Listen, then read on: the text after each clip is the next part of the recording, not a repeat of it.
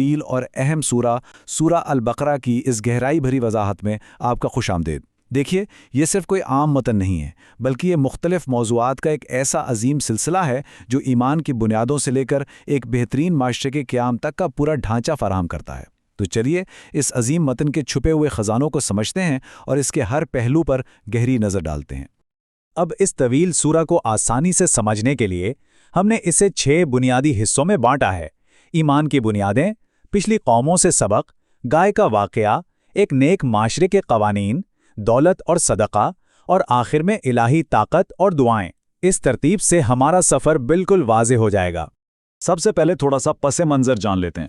سورہ البقرہ کی وسعت اور اہمیت کو سمجھنا بہت ضروری ہے۔ اس کا نام اس کے اندر موجود ایک مشہور واقعے پر رکھا گیا ہے۔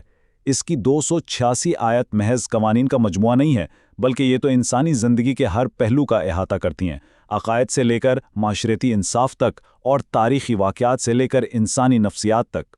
تو پہلا حصہ ہے ایمان کی بنیادیں۔ یہاں ہم دیکھیں گے کہ شروعات میں ہی انسانیت کے راستوں کا تعین کیسے ہوتا ہے۔ یہاں ایمان کا ایک انتہائی واضح معیار مقرر کیا گیا ہے۔ شروعات ہی میں انسانیت کو واضح دھروں میں تقسیم کر دیا گیا۔ ایک طرف مومن ہیں، یعنی وہ لوگ جن کا ایمان ان کے عملوں سے جھلکتا ہے، جو غیب پر یقین رکھتے ہیں، نماز قائم کرتے ہیں اور دیے گئے رزق میں سے خرچ کرتے ہیں۔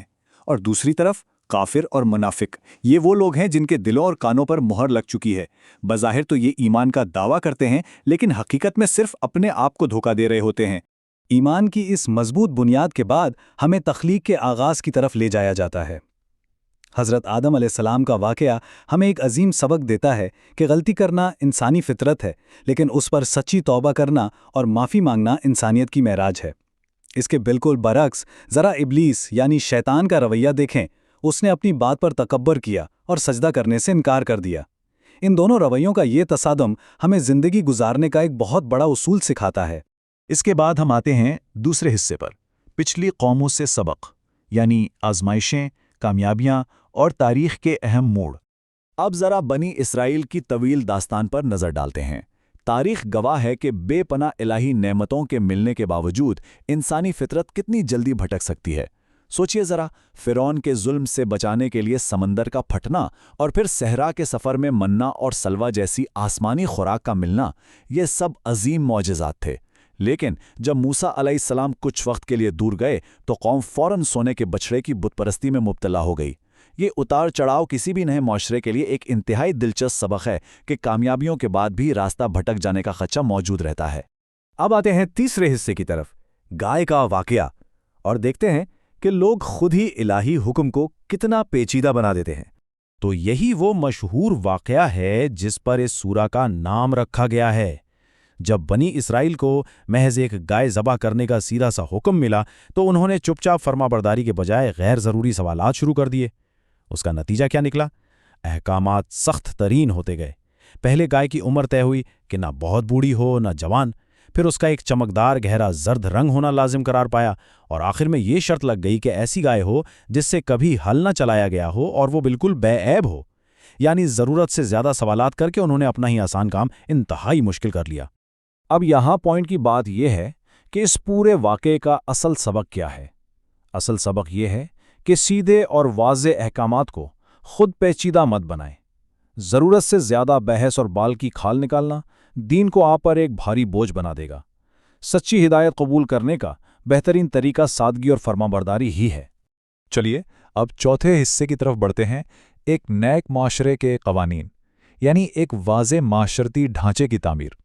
تاریخ اور پچھلی قوموں سے سبق لینے کے بعد اب یہ وضاحت تیزی سے ان عملی قوانین کی طرف جاتی ہے جو کسی بھی سوسائٹی کی بنیاد ہوتے ہیں، جیسے نفس پر قابو پانے کے لیے رمضان کے روزے اور حج اور عمرہ کے قوانین، پھر کھان پان کی واضح پابندیاں کہ مردہ خون اور سور کا گوشت حرام ہے، اور بات یہیں ختم نہیں ہوتی۔ خاندان کی تعمیر کے لیے شادی، طلاق، یہاں تک کہ بچوں کو دودھ پلانے کی مدت کے اصول اور جرائم کے خلاف انصاف اور قصاص جیسے قوانین بھی ہیں۔ یہ سب مل کر ایک انتہائی مضبوط اور پائیدار نظام بناتے ہیں۔ لیکن ان قوانین کے ساتھ ایک اہم سوال یہ اٹھتا ہے کہ اصل نیکی کیا ہے؟ اس وضاحت کے مطابق اصل نیکی یعنی البر صرف کسی مخصوص سمت میں منہ موڑ کر نماز پڑھنے کا نام نہیں ہے۔ یہ ایک مکمل پیکج ہے۔ اس میں اللہ پر مضبوط ایمان رکھنا، غریبوں اور رشتہ داروں پر مال خرچ کرنا، نماز و زکوٰۃ قائم کرنا اور سب سے بڑھ کر مشکل وقت میں صبر کرنا شامل ہے۔ یہ تمام چیزیں مل کر سچائی کردار کی تعریف مکمل کرتی ہیں۔ پانچواں حصہ بہت اہم ہے، دولت، صداقہ اور سود، یعنی انصاف کا معاشی نظام۔ معاشیات کے حوالے سے یہاں ایک انتہائی طاقتور موازنہ سامنے آتا ہے جو حقیقت میں سوچ کا رخ موڑ دیتا ہے۔ ایک طرف صدقہ ہے جس کی مثال ایسی ہے جیسے آپ نے زمین میں ایک دانہ بویا، اس سے 7 بالیاں اگیں اور ہر بالی میں 100 دانے، یعنی خلوص سے خرچ کیا گیا مال کئی گنا بڑھ کر اجر لاتا ہے۔ اور دوسری طرف سود یعنی ربا ہے جس کی لالچ کو ایسے شخص سے تشبیہ دی گئی ہے جسے شیطان نے چھو کر پاگل کر دیا ہو۔ سود دنیا میں صرف نابرابری اور تباہی پھیلاتا ہے۔ اس بہترین معاشی نظام میں رحم دلی اور ہمدردی کو بہت اہمیت دی گئی ہے۔ اگر قرض لینے والا سخت مشکل میں ہے تو اسے آسانی ہونے تک مہلت دی جانی چاہیے۔ اور سنیے، اس سے بھی اعلیٰ درجہ یہ ہے کہ اگر آپ اس قرض کو صدقہ سمجھ کر بالکل معاف ہی کر دیں تو یہ آپ کے لیے سب سے بہتر ہے۔ سوچئے، یہ دلوں کو جوڑنے اور کسی انسان کو بوجھ سے آزاد کرنے کا کتنا عظیم راستہ ہے۔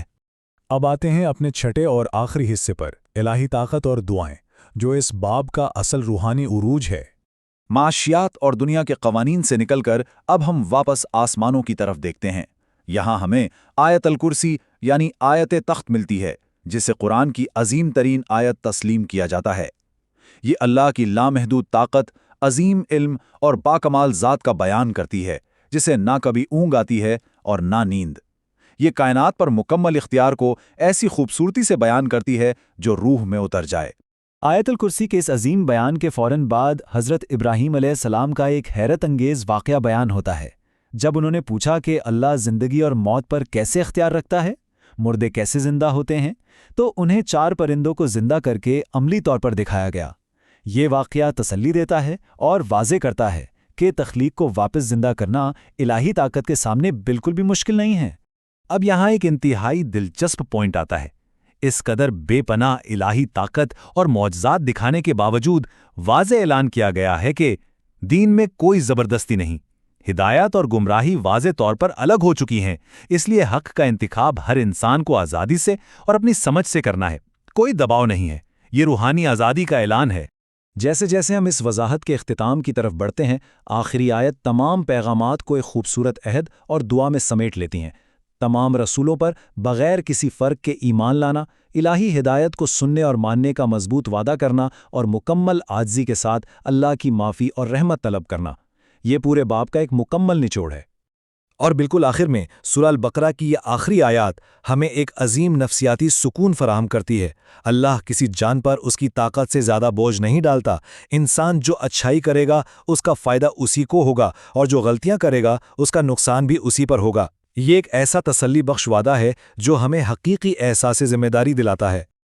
تو دوستو، اس طویل اور خوبصورت وضاحت کے بعد اب وقت ہے خود سے سوال کرنے کا۔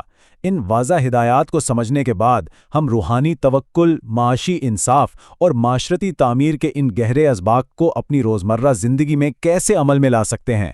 خیال رکھیے گا، ہماری وضاحت یہاں مکمل ہوئی، لیکن اصلی عمل کا سفر یہیں سے شروع ہوتا ہے۔ ضرور سوچیے گا۔